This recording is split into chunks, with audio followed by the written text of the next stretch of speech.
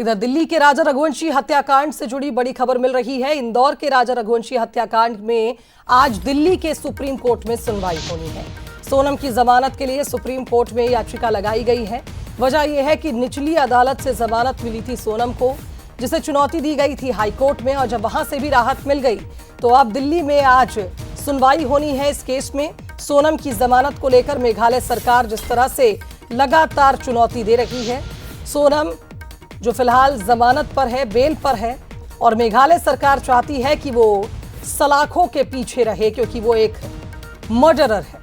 ऐसे में आज देखना होगा कि सुप्रीम कोर्ट में ये चुनौती जो मेघालय सरकार ने दी है याचिका को, इस पर क्या सुनवाई होती है। सहयोगी पीयूष का रुख करेंगे, हमारे साथ इस खबर पर जुड़ रहे हैं। पीयूष, कुल मिलाकर यह कहा जाए कि न सिर्फ राजा रघुवंशी का परिवार बल्कि मेघालय सरकार भी चाहती है कि सोनम सलाखों के पीछे रहे। शायद यही वजह है कि आज सुप्रीम कोर्ट की सुनवाई पर सभी की नजरें रहेंगी।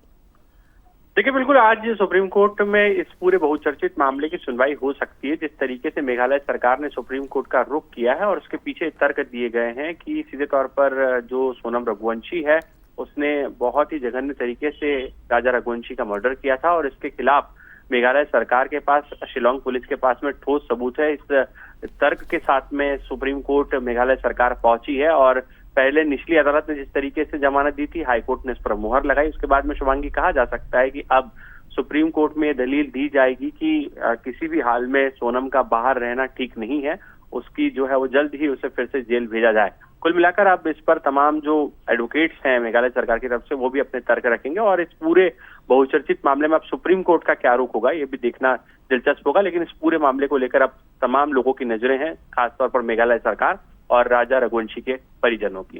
बिल्कुल, बहुत शुक्रिया पीयूष आपका इस खबर पर हमारे साथ जुड़ने के लिए।